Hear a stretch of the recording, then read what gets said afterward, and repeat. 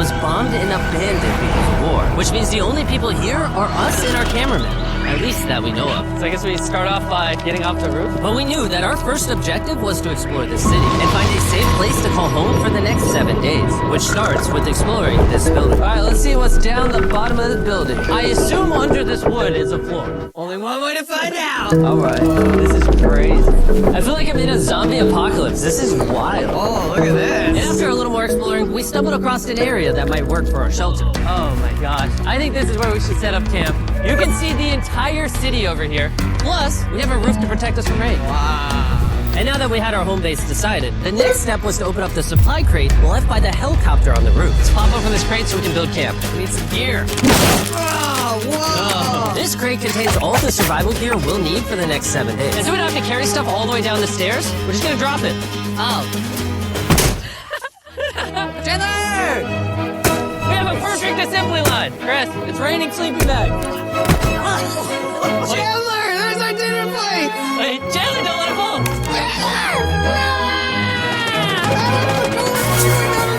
But jokes aside, it was time to actually start surviving now. Who wants fire duty?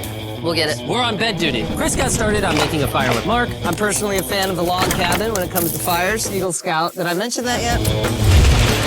While me and Chandler looked for something to sleep on. This is what mattresses were like 100 years ago? Hey, you found a mattress? Yeah. Where? On the second floor in the corner.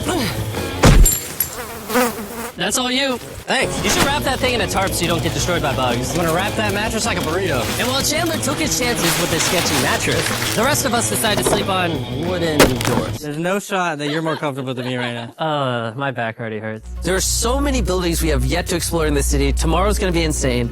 We'll see you in the morning. Even though our first day in the city went pretty smooth, something eerie did happen to occur later that night. While we were sleeping, Mark and some of the camera guys woke up to the sound of breaking glass not far from the camp. Which made us start to wonder if we were really alone inside this city. What was it? I thought I saw something. But on top of the freaky noises, this shelter was way too windy to sleep. How'd you guys sleep?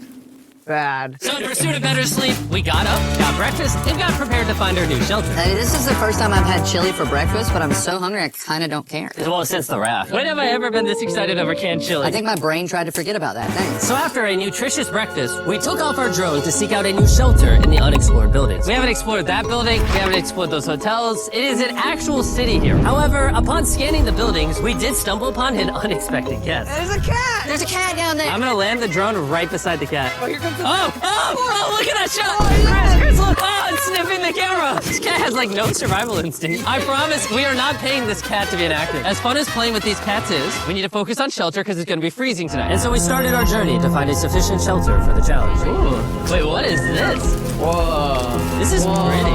It just has this type of like aesthetic to it that is like beautiful even though it's ugly. Zombie apocalypse aesthetic. Yeah, there you go. Wait, is that a pool? Wow! What the heck? So eerie. Back in the day, this used to look something like this. And after decades of rotting from being abandoned, this is what we're left with. Wait, there's a soccer field? The sport court! Oh, is that a soccer ball?